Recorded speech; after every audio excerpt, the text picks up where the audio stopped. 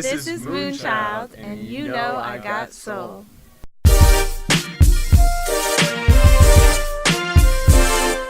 All right, I got soul.com here. Very excited to be with Moonchild. How are you guys doing? Great. Great. I mean, I got to tell you guys, a lot of our readers have been asking for us to interview you guys. There's been an excessive demand, so it's definitely a good thing that we got this to happen. So I want to thank you for that. Thank you. I want to get started first on the Voyager album that you guys released last year. It made a lot of noise, especially on the internet. Just talk about the creative process behind that album. Sure, yeah. So process of Voyager, we kind of started writing for it when we were touring our second album. A couple of songs we just kind of like either on tour we were trying to think of ideas, but the entire record took about 3 years to make, and kind of the bulk of it got finished at this cabin in Lake Arrowhead that Max's girlfriend's family owns. So it's like a sweet deal because we could just go out there for a week and work on the music together in the same house, which we didn't really get to do on previous albums. Right. Yeah, we all kind of write separately in our own space. We all have recording setups in our house, so we'll email ideas to each other, and different people will add things. But it's nice to be in the same space and just be able to walk downstairs and be like, I added a verse to this thing. Do you like it? And just kind of bounce things off each other that way. So. Definitely. And then we did a bunch of sessions at our friend's studio called Blue Dream that tied a bunch of the songs together. Harp. There's a bunch of harp on the album. It sounds so good. And strings and guitar too. So all those finishing touches really added a lot and made the album more cohesive. Cool. So let's talk about the record Cure. That's the one that everyone has been raving about. How did that one come together for you guys? That's Andres's beat, and he sent me just the chorus part, and I wrote the hook, and then we kind of worked out. You wrote some different chords for the verse.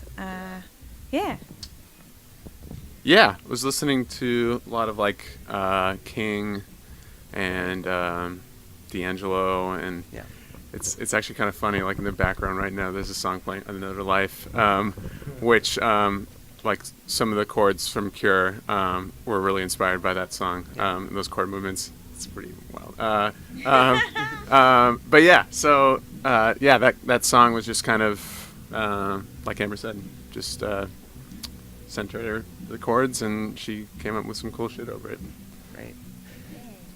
I think what a lot of people have loved about that record and the album in its entirety is that you guys were able to capture that vibe and that soul. Just talk about the process of getting to that point. Oh. I mean, yeah. I think we all three of us, that is, just love listening to music, and when we heard neo soul and soul music around the time we were in college, it's just we were obsessed, and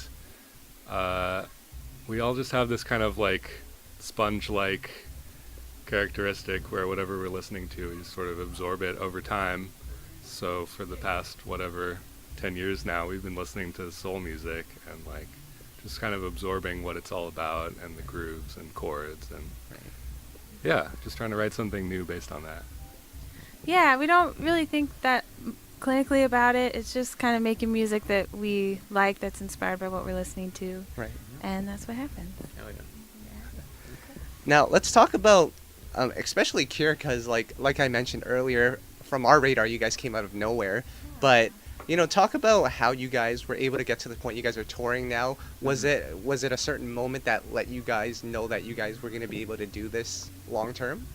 Well, when we made the first album, we just kind of enjoyed writing with each other, and we're like, let's just see if we can make an album. And Andres had done the music for a film student's project, and so he did some videos for us. And when we released the videos, it was back before Instagram, and people were sharing and watching videos on Facebook, and they kind of reached a lot more people than we expected, and we were like, oh, maybe we have something going on. So we decided to keep making albums and keep writing together.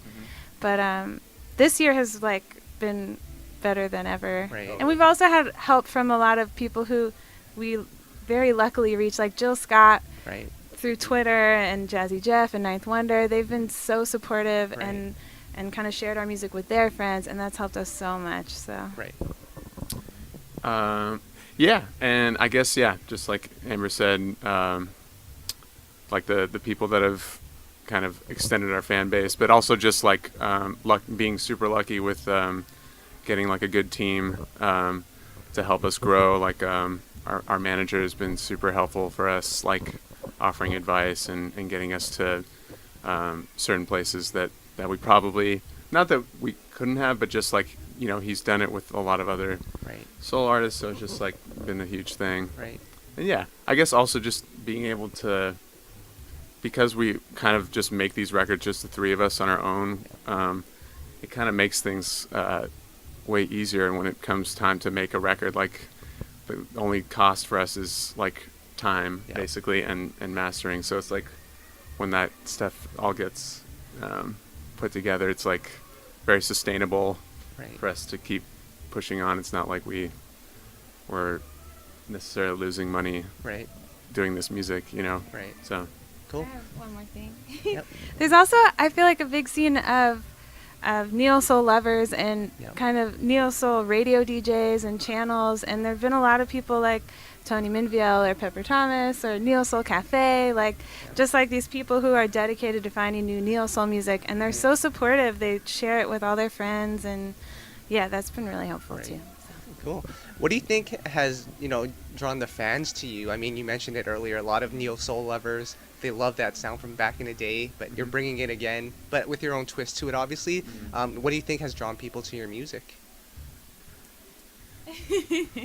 it's so hard to say from the inside, you know, because Right. I mean, people tell us, you know, like the qualities they like, and you know, I think it's just, you know, I don't know, like I think we just kind of make the music that we're hearing, and we feel fortunate that people resonate with it, you know. Right. Yeah. I guess, yeah. Now, of course, you mentioned you've gotten some pretty cool cosigns, Joe Scott being one of them, Robert Glasper being another. What does that mean for you in terms of, you know, you guys are moving to the next phase of your career now? What does it mean to have that type of cosign from artists that have already made it? It's really encouraging. You know, I think everyone feels like if their heroes give them approval, it's like, okay, let's Right. keep going, you know. It's just an honor, and Totally. yeah. Cool. Yeah. Yeah. I mean, yeah, it's just like they probably hear so much new music, so anytime you get to hear any kind of word of encouragement from someone on that level, it's just, Right. yeah, like Amber said. Now, has it been a surprise for some listeners who are listening to you and seeing you for the first time, because you don't look like the typical neo soul group? What's the response been like on that end? Most people are surprised that we play horns. I think when you listen to the album, you can't tell that everybody does a lot of different stuff. So Yeah. a common comment that we get is like, oh, I didn't know you guys were horn players too. Right. But that's actually how we started out. Okay. But you know, like, we're inspired by neo soul and jazz and R&B, and that's how we came to, yeah. Cool. So. So talk about some of your influences. You mentioned D'Angelo earlier. So were you guys into that? I mean, you mentioned earlier you were big into the neo soul scene back in college. Totally. Is that the influence there?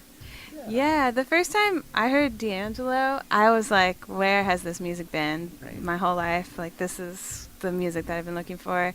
And then we found Erykah Badu, Jill Scott. We love Emily King Right. and Hiatus Coyote. Stevie Wonder, Yeah. huge influence. Earth, Wind, and Fire. Right.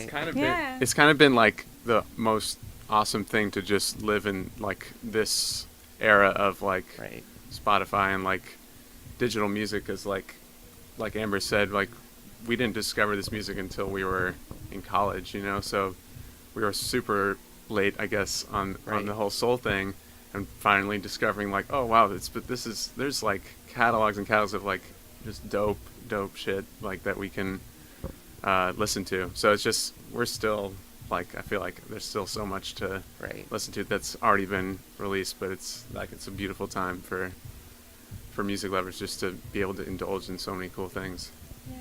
Absolutely. Another cosign you got was from Jazzy Jeff, who from that Philly sound, music soul child, Flowetry. You know, that must have been a big one for you guys, It right? was huge. Yeah, it was really cool. He's been so good to us. Yeah, we're so appreciative. Right. He's Yeah. like sort of like he keeps saying he's like the The fourth unofficial member of fourth member of Moonchild. Right. Yeah. Definitely down with that. Yes. So, we've mentioned a lot of your influences growing up, talked about this album that you guys just released, but talk about the grind before this album came out. I mean, you mentioned the first two albums. Mhm. I mean, you guys were working together, but talk about being on the road and doing shows. Was that an adjustment for you guys, getting to that point? Sure. It's all been sort of gradual. I Yeah. feel like the first project we put out, we didn't like do really any Right. touring except for like the West Coast because we're all from there and we could stay with our families on the West Coast. And Right. the second album was like sort of the first time we noticed like people kind of checking us out. So then we did like a few East Coast runs and stuff. So it's all been sort of gradual. Definitely though, Voyager feels like another tier. Like we've reached a lot of people, which has been awesome, and we feel so lucky that it's kind of come out that way, and we were able Right. to like go to Europe last year for the first time, and all these other cool places. Right. Yeah. Cool. Yeah, sorry. Yeah, go ahead. Go ahead. It's a grind, but we all get along so well, and it's like a good hang. And I think once we realize like, oh, this is work, it's not like vacation, because Right. when you haven't toured, it's like, oh, we get to see the world, and Yeah. but it's like, no, you're working and you're Totally. trying to put on a good show and stay healthy. Yeah. But I feel like after last year, we've kind of got a good groove going, and yeah. I think lastly, just talking to you guys and listening to your music, the one element that I think goes unnoticed but shouldn't is the fact that you guys are just having fun with music, making the music that you guys want to make. Mhm. Do you think that's the key to how you guys have been able to, maintain and reach success? I really do. I think that people can hear in the music when it's just what you love, and you're not trying for anything. A lot of people ask like, "Oh, what's the new direction for the new album?" And it's like we're just going off, whatever new music came out and inspired us this year, or any new sounds or new technology that we've discovered, trying to use Right. that. So, Right. yeah. Totally. And then finally, I'm just interested because your demographic is, that neo soul crowd. They might not necessarily be on the internet. They're a lot of the older generation. How have you been able to reach those fans? Has it been through shows? I honestly, I mean, I think it's a combination of like shows, maybe word of mouth too. I mean, like Amber mentioned, like a few like stuff that's on like social media now, like Neo Soul Cafe. Like Right. there's like 30,000 members, and Right. they're all Daryl. Daryl and Harris that moves music. and Princess Cam and Yeah. and like just like Amber said, local record store owners that find our music and it's like contacted us personally, and we'll send them 50 CDs or something. Yeah. It's been like very much because of those people who have like sort of said you have to listen to this band that Right. we're able to tour in cities that we haven't like really been in before. Cool. And, that's all that I've got for you guys. Anything you'd like to add? Thanks for having us. Yeah. Yeah, thank you.